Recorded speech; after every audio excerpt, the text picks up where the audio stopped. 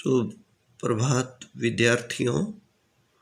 कल हमने पाठ प्रथम माता का अंचल पढ़ा था। आज हम उसके अभ्यास के प्रश्न उत्तर लिखेंगे। मैं एक बार आपको प्रश्न उत्तर समझाना चाहूँगा। इनको आप अपनी नोटबुक में लिखेंगे। प्रस्तुत पाठ के आधार पर यह कहा जा सकता है कि बच्चे का अपने पिता से अधिक जुड़ाव था। फिर भी विपदा होता है मुसीबत के समय वह पिता के पास न जाकर माँ की शरण लेता है। आपकी समझ से इसकी क्या वजह हो सकती है? वजह होता है कारण, अथवा में भी आ सकता है ये प्रश्न।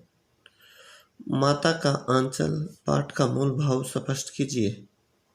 इसका उत्तर होगा, माँ बच्चे की जन्मदाता तथा पालन पोषण करने वाली है या होती है। स्वाभाविक रूप से बच्चा माँ से अधिक लगाव रखता है। माँ भी एक पिता की अपेक्षा, यहाँ आप पिताजी लिख सकते हो, तो बाप थोड़ा सा अच्छा शब्द नहीं लगता है, की अपेक्षा हृदय से अधिक प्यार दुलार करती है। वह पिता की अपेक्षा बच्चों की भावनाओं को अधिक अच्छा समझ लेती है।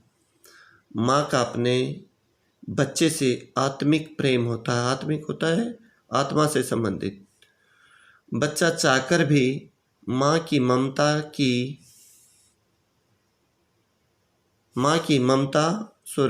को नहीं भुला सकता। यह भी सत्य है कि एक पिताजी अपने बच्चों को अधिक प्यार तो दे सकता है, लेकिन एक माँ का हृदय वह कभी प्राप्त नहीं कर सकता। इसलिए प्रस्तुत पाठ में बच्चों का अपने पिता से अधिक लगाव होने पर भी वह विपदा के समय पिता के पास न जाकर माँ की शरण लेता है। ये पहले प्रश्न का उत्तर होगा आपका। दूसरा प्रश्न है, आपके विचार से भोलानाथ अपने साथियों को देखकर सिसकना क्यों भूल जाता है? इसका उत्तर होगा, मनुष्य स्वाभाविक रूप से अपनी आयु तथा प्रकृति के लोगों के साथ अधिक जुड़ा रहता है। वह मन से उनकी संगति लेना चाहता है। संगति होता है साथ। उनकी संगति में आकर उसके दुख रोग सब मिट जाते हैं।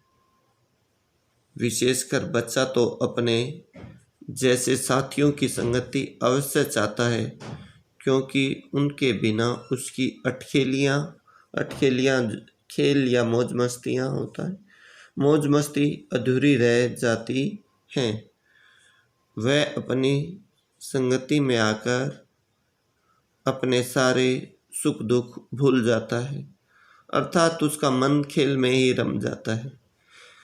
इसलिए भोलानाथ अपने साथियों को देखकर सिसकना भूल जाता है।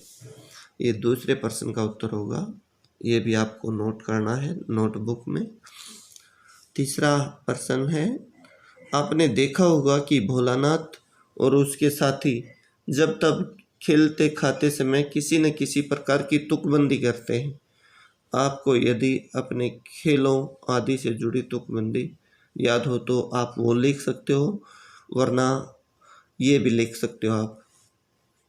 पहली तुकबंदी है, अक्कड़ बक्कड़ बम्बे बो, 80-90 पूरे 100 पे लगा धागा, चोर निकल कर भागा। ये पहली तुकबंदी हो गई है।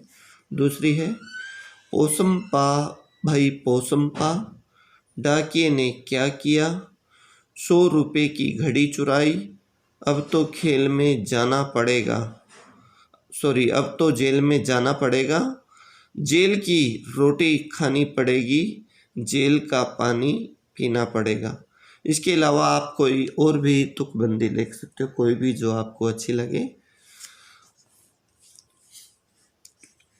चौथे प्रश्न का उत्तर होगा, पहले प्रश्न पढ़ेंगे हम। भोलानाथ और उसके साथियों के खेल और खेलने की सामग्री आपके खेल और खेलने की सामग्री से किस प्रकार भिन्न है? भिन्न होता है, अलग। भोलानाथ और उसके साथियों के खेल और खेलने की सामग्री हमारे खेल और खेलने की सामग्री से निम्नलिखित प्रकार से भिन्न है। पहला है पॉइंट, भोलानाथ और उसके साथी तमाशे, नाटक, चिड़िया पकड़ना या अन्य पक्षियों को पकड़ना, घर बनाना, दुकान लगाना आदि खेल खेला करते थे। और हम या आपके खेल आ जाएंगे, क्रिकेट, कार्टून, साइकिल दौड़ाना, सवारी करना, तैरना आदि खेल खेलते हैं। पहले के खेल जैसा देखा आपने, ज़्यादातर आउटडोर होते थे, अब इंडोर गेम होते हैं ज़्यादातर बच्चों के। प्रकृति के साथ होते थे पहले के खेल, ज़्यादातर प्रकृति से जुड़ाव होता था खेलों का, अब प्रकृति से जुड़ाव नहीं है।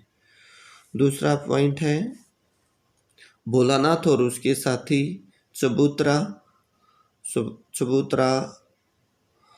चौकी, सरकंडे, पत्ते, गीली मिट्टी, फूटे घड़े के टुकड़े, ठीकरे जो घड़े के टुकड़े होते हैं उन्हीं के लिए आता है, ठीकरे भी, आदि सामग्री का प्रयोग करते। जबकि हम साइकिल, रस्सी, TV, computer, internet, pen, pencil आदि सामग्री का प्रयोग करते हैं। ये आपके लिए आया है हम सब। आगे है, आज हम 5 या 6 प्रश्नों के उत्तर ही करेंगे। पाठ में आए ऐसे प्रसंगों का वर्णन कीजिए जो आपके दिल को छू गए हों। आप सीधा पॉइंट नहीं लिखेंगे या उत्तर में लिखेंगे। पाठ में अनेक प्रसंग आए हैं जो हमारे दिल को छू गए हैं, जो इस प्रकार हैं। फिर लिखेंगे नंबर 1, सीधा शुरू नहीं करेंगे आप पॉइंट। फिर बता रहा हूँ मैं उत्तर, पाठ में अनेक ऐसे प्रसंग आए हैं जो हमारे दिल को छू गए हैं। फिर डैश लगा देंगे, डैश चिन्ह। नंबर 1 पॉइंट लिखेंगे, देखिए मैं खिलाती हूँ। ये शिवपूजन साय की माता कहती है उनके पिताजी को, तब छोटे छोटे कोर या अनाज के टुकड़े खिला रहे थे वो। मर्दुए क्या जाने कि बच्चों को कैसे खिलाना चाहिए, और महतारी के हाथ से खाने पर, महतारी माँ का पर्यायवाची होता है, खाने पर बच्चों का पेट भी भरता है। यह कहकर वह थाली में दही, भात, शांति और अलग अलग तोता, मैना, कबूतर, हंस, मोर आदि के बनावटी नाम से कोर जैसा मैंने बताया था अनाज के टुकड़ों के लिए ही आता है। तो इसमें आपने पढ़ा था, लेसन में पढ़ा होगा ज़रूर, तब तक नहीं खाएगा बड़े बड़े कोर, तब तक नहीं मिलेगा दुनिया में ठोर। ठोर होता ठिकाना। कोर बनाकर यह कहते हुए खिलाती कि जल्दी खा लो नहीं तो उड़ जाएंगे, पर हम उन्हें इतनी जल्दी उड़ा जाने का मतलब है यहाँ खा जाते, कि उड़ने का मौका ही नहीं मिलता। ये लेखक कह रहा है कि हम जल्दी ही उनको उड़ा जाते या खा जाते।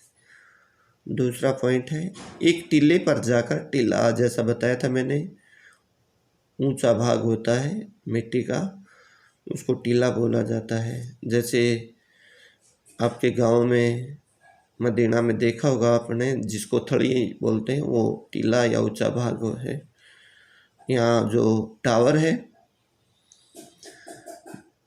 रेडियो टावर है, उसके पीछे जो ऊंचा भाग है वो बालू रेत का टीला है। एक टीले पर जाकर हम लोग चूहों के बिल में पानी डालने लगे। नीचे से ऊपर पानी फेंकना था। हम सब थक गए। तब तक गणेश जी के चूहे की रक्षा के लिए शिव जी का सांप निकला है। रोते चिल्लाते हम लोग बेतहासा भाग चले। तीसरा पॉइंट है, इसी समय बाबूजी दौड़े आए।